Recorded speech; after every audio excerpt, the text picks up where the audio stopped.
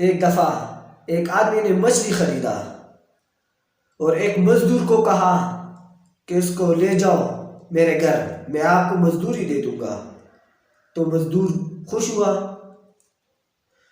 اس نے کہا چلو ٹھیک ہے میں لے جاؤں گا اسے، لیکن ایک شرط پر، جب نماز کا ٹائم ہو جائے تو میں نماز بھی پڑھوں گا۔ تو مالک نے کہا چلو ٹھیک ہے، جب نماز کا وقت ہو جائے تو آپ نماز بھی پڑھا کریں اس میں۔ تو بادشاہ ہے تو مالک بھی اس کے ساتھ روانہ ہوا، کافی دور تک چلا گیا تو اذان ہوا۔ تو اس نے مالک سے کہا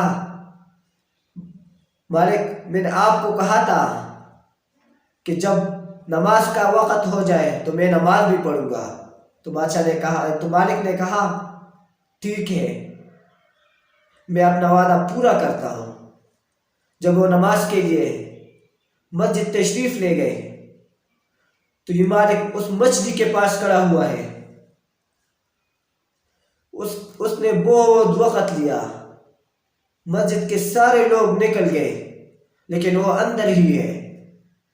تو مالک نے کہا اے میاں اور کتنا ٹائم لگاؤ گے، ابھی تو آؤ بہت ٹائم ہوا ہے۔ تو اس نے کہا اے مالک مجھے جس چیز نے تمہیں روکا ہے اندر آنے سے، جس کو اندر آنے سے تمہیں روک رہا ہے، وہ باہر نکلنے سے مجھے روک رہا ہے۔ مطلب یہ ہے کہ وہ اتنے گہرے ہوئے تھے کہ اپنے محبوب حقیقی سے ایسا ہی لگ رہا تھا کہ وہ راز کر رہے ہیں۔ ایک دفعہ حسن حسین رضی اللہ تعالیٰ عنہ بیمار ہوئے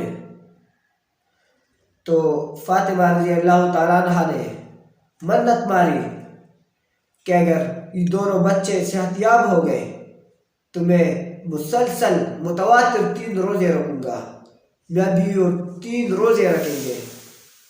جب صحت یاب ہو گئے تو حضرت علی اور فاطمہ رضی اللہ تعالیٰ عنہ نے 3 روزے رکھ لیے متواتر۔ جب پہلا روزہ رکھا، جب افطاری کا ٹائم ہوا تو ایک مسکین گھر پر آیا اور دستک ہوئی کہ ہاں کہ کون ہو؟ تو اس نے کہا میں ایک مسکین ہوں، بھوکا ہوں، اس لیے اس در پر آیا ہوں کہ کہیں کچھ مل جائے۔ اس وقت صرف ایک روٹی تھی، اس کے علاوہ اور کچھ ہی نہیں تھا۔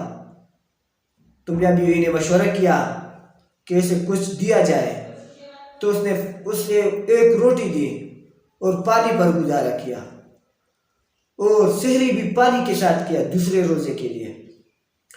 تو حضرت علی رضی اللہ تعالیٰ عنہ نے کچھ مزدوری کی اور اس پر فقط ایک روٹی ہوئی۔ تو حضرت علی رضی اللہ تعالیٰ عنہ نے دوبارہ بھی اس گھر میں، حضرت علی رضی اللہ تعالیٰ عنہ کے گھر میں فقط ایک روٹی تھی، اس کے علاوہ اور کچھ ہی نہیں تھا۔ تو ایک آدمی گھر پر آیا، دستک ہوئی، کون ہو؟ جواب ملا یتیم ہوں، سیل بن کر آیا ہوں، اس لیے اس در پر آیا ہوں کہ کہیں مل جائے۔ تو اس کو بھی وہی روٹی ملا، پانی پر گزارا کیا، سحری بھی پانی کے ساتھ کیا۔ 2 روزے اس طرح گزرے، کچھ بھی نہیں کھایا سوائے پانی کے علاوہ، بس پانی پر گزارا کیا۔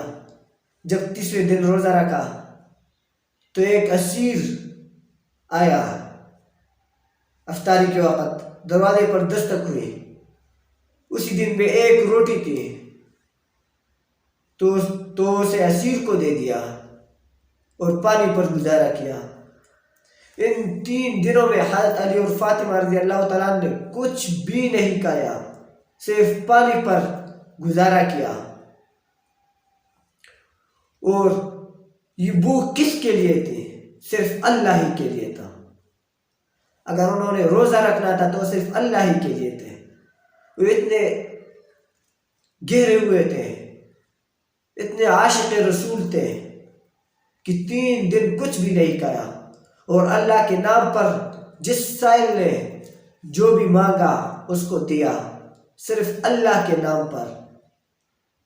حالانکہ 2 دن سے بھوکے، اور تیسرے دن پر بھی روٹی ملا، وہ بھی اس مسکین کو دیا، صرف اس وجہ سے کہ انہوں نے اللہ کے نام پر سوال کیا تھا کہ اللہ کے نام پر کچھ دے دو۔